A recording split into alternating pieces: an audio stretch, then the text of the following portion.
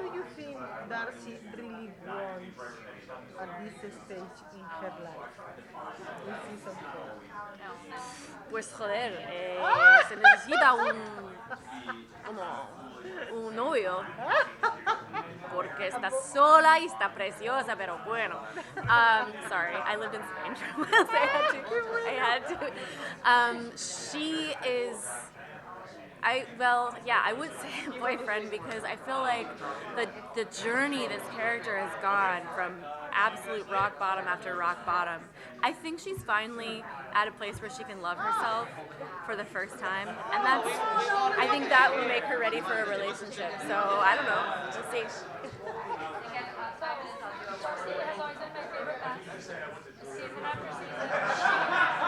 She's messy, but really nice, unapologetic. It's a good character that is that free about kind of figuring out life. Polish means very just accepting things about yourself and how they are. Yeah, I mean, I hadn't seen myself as a dramatic actor really before I started doing this show. I'm a comedian, and I still am. But as Darcy, as kind of the show pushed me to do new things and do new scene work and go to new depths, as Darcy had to go reach new depths, I started to gain more confidence, and I think she taught me that. You know, I'm really going to miss her because of that. She gave me a lot. Darcy's really facing her demon position and really dealing with a lot that's been built up over the years. But how did you approach that for Darcy going into this season? It took a lot of preparation, but we had, again, years to get to this point. And, you know, the character of Darcy is not in the original IP. She's not in the Dark Horse series, so we had a lot of creative freedom writing her character. And Chris and I have always been pretty explicit that eventually she would get to a place of healing. One way or another, we were going to get her into getting some help, you know, because sometimes that's an experience that we wanted to represent, that like not everybody can just bootstrap themselves into mental health, you know. So we really wanted to show what it takes for a character like Darcy, who's very she's incredibly pretty selfish and pretty willful, what it takes for a character like that to finally surrender and reach out for help. And I've had that experience, so I really did draw on that for this season, but it's very satisfying, honestly. Yeah. What was some of the challenges for this season for you? Because there's a lot this season. Yes. We knew that we were going to be saying goodbye, for sure, at the beginning of the season. I think that, you know, you never know with this industry, but this whole series, you know, it's been, we film a season and then they're like, all right, nobody knows, you know, and it's just been will they, won't they, really anxiety producing. So it was actually kind of easier this time because we got to go slow and really, like, you know, we knew we were filming at the 59 for the last time, and I got to have my moment there. But in many ways, you know, it was like, finally, we're filming without the threat of COVID or a writer's strike, and we got to hit our stride, and then it was like, now it's over. But isn't that always the way, you know? Are there any loose threads for Darcy that you wish got tackled? Any what? Loose threads? Yes, there are loose threads for Darcy that I wish got tackled. We had a whole arc written with Justin Rain, the character, the actor that plays Elliot, that he was going to come back because we wanted that, like, that character, that relationship to rekindle, because it was sort of representative of Darcy's most, like, embarrassing moments, her darkest moments, or when this, like, great guy walked out on her. So we wanted them to have, like, a restart and have a refresh and be able to start from square one and, like, okay, like, let's do this in a responsible adult way. But we didn't have to do it. It's kind of just like, maybe it's for that's for the archive of our own writers. Yeah. How is Alan as a director? Oh, Alan is fantastic, and he should keep directing. I don't know if he wants to do that, but he is generous, and I loved working with Alan as a director. I cannot say enough good things because we got to see another side of him. He's generally very guarded when he's acting because he's got to protect his thing and his character, and it's like when he's a director, honestly he was more vulnerable and he opened up, and we got to see him sort of like struggle and juggle all the different pieces, and I felt like it was fascinating. I learned a lot. One of my favorite things about this show is that you can tell you guys genuinely all love each other. Yes! Not even acting, just in general. How is it, doing this, kind of setting the show up and knowing that you're all here together to celebrate? Yeah, I mean, it's great on one hand to be with these guys and to say goodbye to the show and to be with some of the fans, but we're not all here. I'm missing Liz, I'm missing Gary Farmer, I'm missing a whole bunch of people, and so that sort of is bittersweet. But we did have our opportunity to say goodbye on set where everybody, we were all aware of it. So, but again, you never know.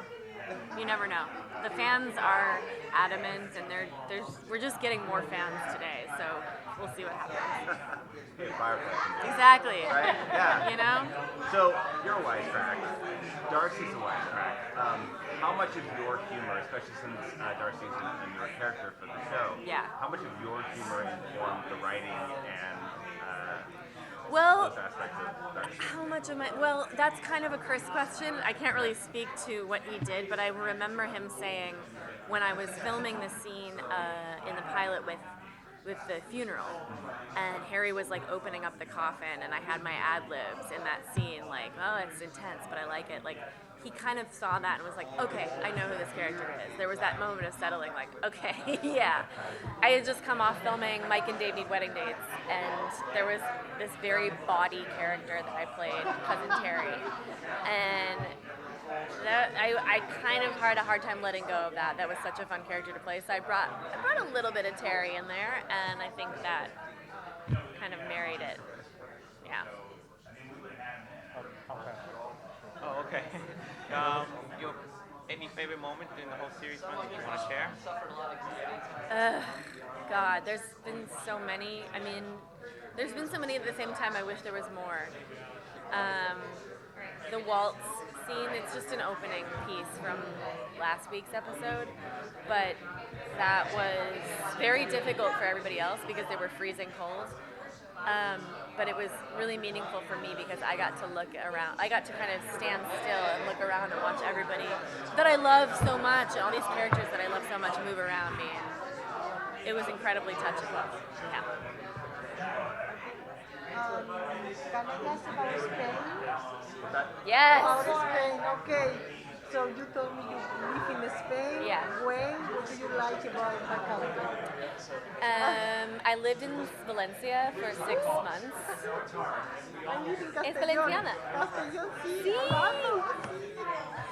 Pues entonces, intento en español, pero llegué en España intentando hablar en español.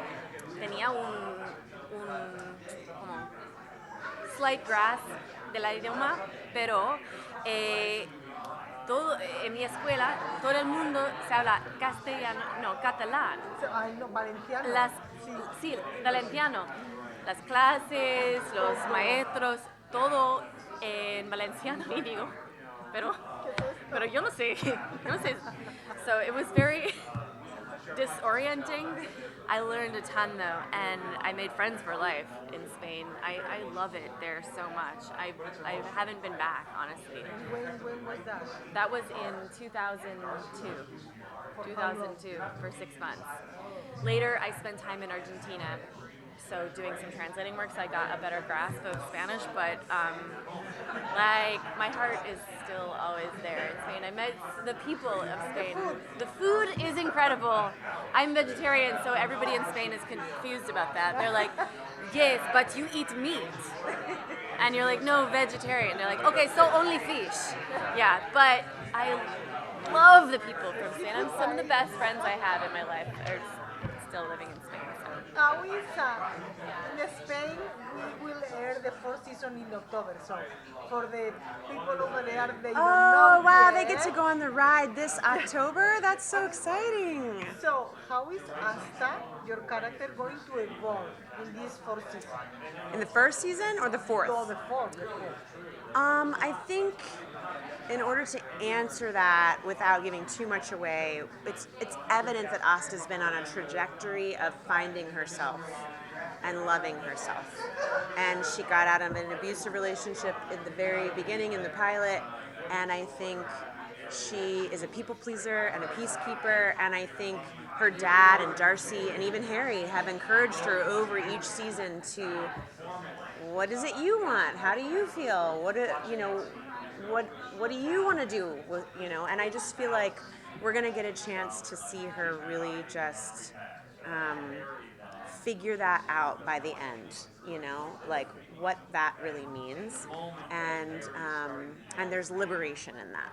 There's a freedom in finally asking a question for so long, and then finally, honestly, like the fact that this is our last season, like you've been asking for so long, when is it gonna, like when is the end coming? Because it always felt like it was near, and now we know the answer. So there's like, even though it's sad, there's relief in that, So I think she's on a trajectory of self-love.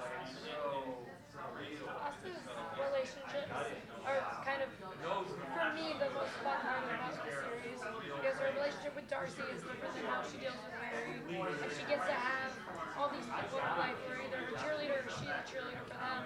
How was it getting to build that up over 4 seasons and getting to work with your fellow characters to make those as strong as they can be?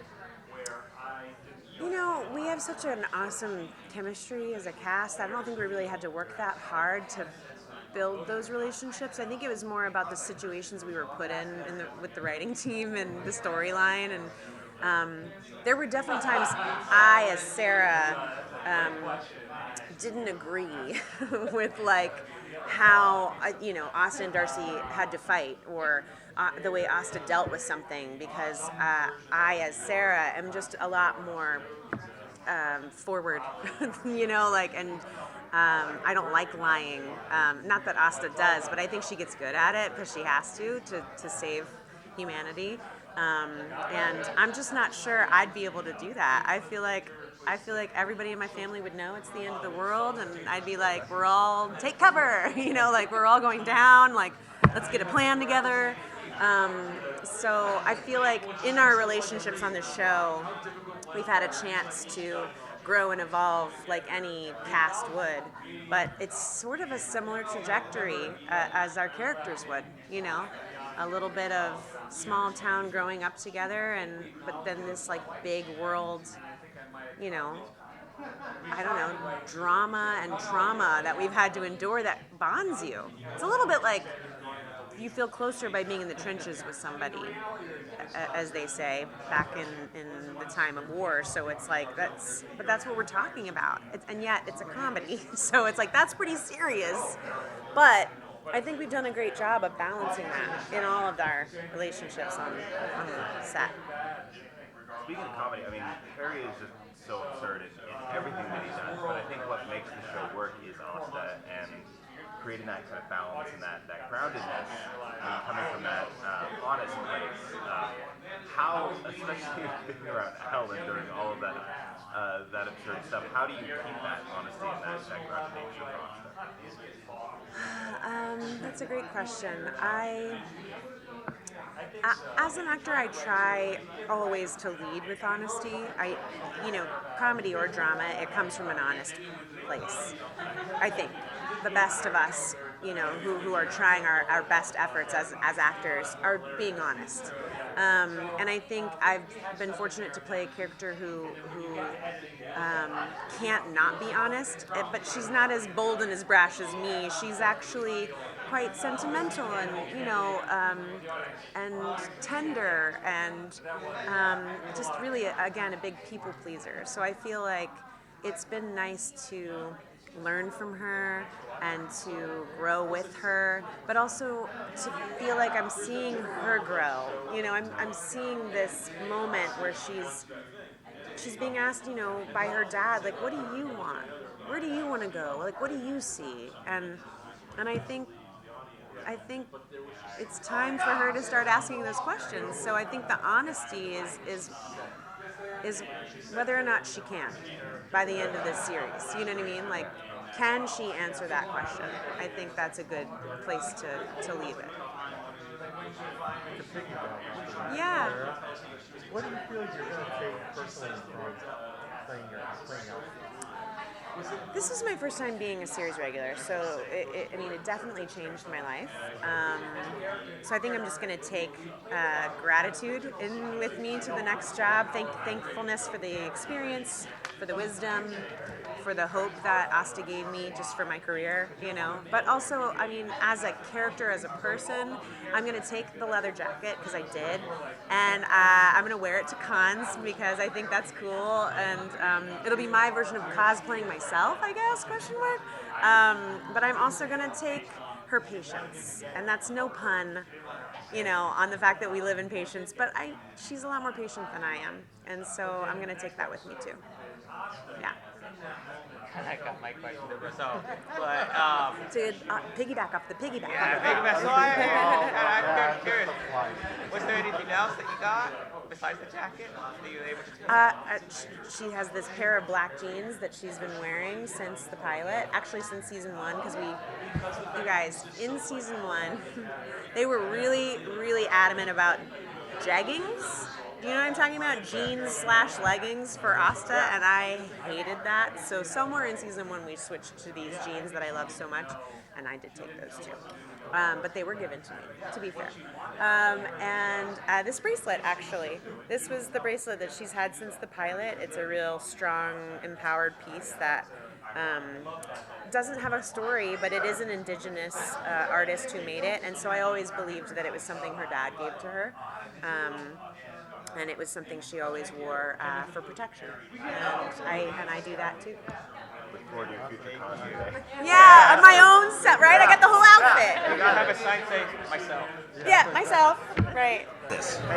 Hey, Hey, everybody. How's it going? big fan. Thank you. Stepping into the director role this year, Yes. And not only directing, but also directing multiple of yourselves, Yes. and also chickens. How was that for you? It was difficult. The day that there was a scene in the first episode where I showed up, where Harry Vanderspeigle shows up finally from his jail cell, and so I had to play 2 roles, and there was a makeup reset of taking off a beard or putting on a beard. I think I was putting on a beard, and it was that was just very hard. I was very frazzled, but I loved getting to direct it. I really cared about the comedy, like that. I realized that about myself. When it came to any scene that had comedy in it, I had just a wellspring of ideas. Luckily, I really leaned on my wife, Carissa Barton, who's directed some things in the past, and she is a great photographer and knows about lenses and all of that stuff. So when it came to stuff like Linda Hamilton on the beach and she finds this thing, Carissa would be like, okay, we got a techno crane, we're going to take techno crane, we're going to come down, and we're going to follow her feed, and then we're going to come up and around and come back to the other side. She starts digging, we see what she gets, and then we tilt up and we see her face. I'm like, yes! And then when it comes to something that's Joseph and revealing his awful face and his arm that's been ripped off by the Mantid, I have a lot of ideas where the camera needs to go to do that and how we need to shoot that. So the 2 of us were a great team. I wanted to ask you, because you recently just kind of sort of worked with Nathan Fillion again. In this show, you worked with Onver again. You're kind of building out a universe where you're working with your own friends, Right. former co-stars. Is that something you would want to do in the future with all of your resident family? So much casting happens that way, where they're looking for somebody and you say, oh, who's really good is Enver. I always really liked his work. He's very good in Dollhouse, Joss Whedon's show, and just loved his work. He's a good guy. And Nathan, of course, from Firefly, he's such a good friend. and he and I have done each other's shows, which is beyond cool to get to do.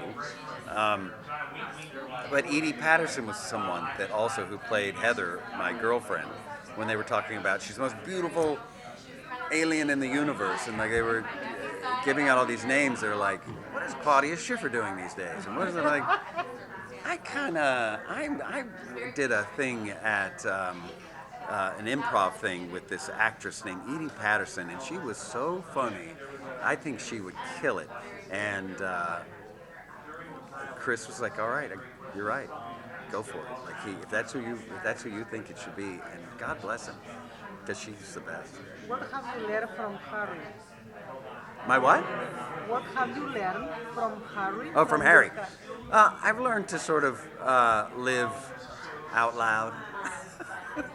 Live, he has an innocence and a sort of childlike quality that has rubbed off. It can be a little much. It's a little hard for people around you when you experience the world. Oh, it's like you're a child, and it's not always appropriate. But I've had to, because he could do anything, and you could, say, well, he's an alien. That would happen. I've removed a lot of the filters that I would normally have had, and the safety measures. So I maybe need to put some of those back in place. So I would like to know what do you hope fans take away from this season 4? Oh, I hope they come away feeling satisfied that we planted a lot of seeds over the years, and I think Chris did a really great job of bringing everything full circle. I think the audience is going to be happy with these last 3 episodes. I don't expect them to be happy about the show not being renewed. I'm not happy about it. What I think is unique about our show, though, is some shows, when they get canceled, there's no point in watching them because they never got to finish their story. This is different. Our show, even though we're not renewed, we have closure, and there are little things that could lead to returning to this world. But we tried our best to make sure that, for two reasons. One, to satisfy the viewers that have stuck with us through all of this. And 2, so we can still have new viewers that don't feel like watching the show is a waste of time. It's 44 episodes that'll be in total, and you get a whole complete story. So I think it'll be a unique situation that, even though we may not be on the air, that I think we could still garner new viewers. I hope it's one of those things that continues to live on and so forth. So we'll see. We want to make movies. That's what we want to do next. We want to make the Resident Alien movie. Yeah, 4 seasons in a movie. It's the community. There you go. Looking from now, season 4, back to season 1, what for you is the most exciting thing that you got to do and actually watch your character grow throughout that? Yeah. Oh, most exciting thing. I think it was in. I can't remember if it was season 1. I think it was in season 1. I don't want to say this is the most exciting thing. That'll be like, oh, you peaked in season 1 and never got better. No, because there's definitely some things later on. But in season 1, I had an interrogation scene with this stoner kid at the school, and I pretty much wrote that everything I said. I pretty much wrote myself. So I had never had the experience of writing on the legal pad and then taking that to the computer and then drafting that and sending that to Chris and then seeing those things in the next, the pink version of the script that comes out. And now the stuff that I wrote is actually in there. As a matter of fact, that particular scene, he didn't even know what I was going to do. We got there that morning, and he was like, so what do you got? And I was like, okay, here's what I want to do. And we ended up putting it in the script after we filmed it because the script supervisor transcribed everything that I wrote in the scene, and then it made its way into the script. So that's been one of the best aspects of this for me is I love writing, and I have been itching to get my hands on crafting some of this stuff, not just executing the plan, but helping coming up with it. So that's been great. You talk about them letting you kind of run with their impulses. Was there a favorite moment in filming in the 4 seasons for you, being able to do that? Oh, yeah, I mean, geez.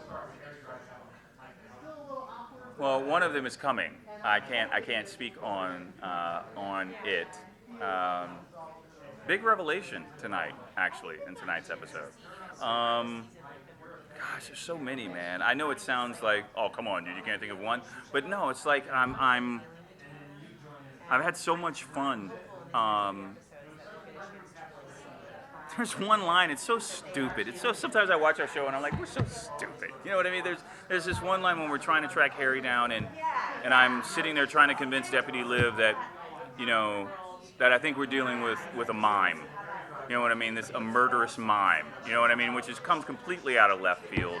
And then we talk about like well, you know, they're sitting like there's someone in the military. You think the military, and I was like, well, we'll never know because they have don't talk, don't tell. You know what I mean? Which is completely ridiculous and stupid because it's not don't talk, don't tell. But we got to play it in this realm of the mime, and to him, you know, so little stupid things like that. I like left turn humor. Chris wrote for Family Guy for hundreds of episodes. So, and I'm a huge Family Guy fan. I've seen them all probably a dozen times. So, humor-wise, we connected immediately. I understood how his mind worked, and I think he came to understand how mine worked. I had a 5-minute. You never see some of this stuff. When the scene where Mike is in therapy with Harry, and there's this voiceover where the Mantid is talking about like eating my head with like a lentil or something like that, and Alan, who directed that episode, he said, we need you doing some stuff, so if we want to cut out of the monologue, we can have, and so he gave me like 5 full minutes to improv and do whatever. So all that shit you're seeing where I got the duck at my ear and I'm putting it here and all this stuff, like it just was kind of all over the place. I think at one of the things at the end, I made up some stuff about how I, through therapy, I felt like I'd had a breakthrough, and then I quickly corrected myself. I was, well, not a mental health breakthrough. No, I was actually taking a dump, and I went to wipe myself, and my finger broke through the toilet paper, and I thought that was a really odd feeling. And the whole fucking, you see the cameraman like shaking, you know what I mean, and your boom mic guy is like looking away, you know. That's when you know you got him, when you start hearing the coming from Video Village and stuff like that. It's the best job, man. It really is a great job, and we hope that the love we have for it hopefully shows, you know, on the screen and stuff. So.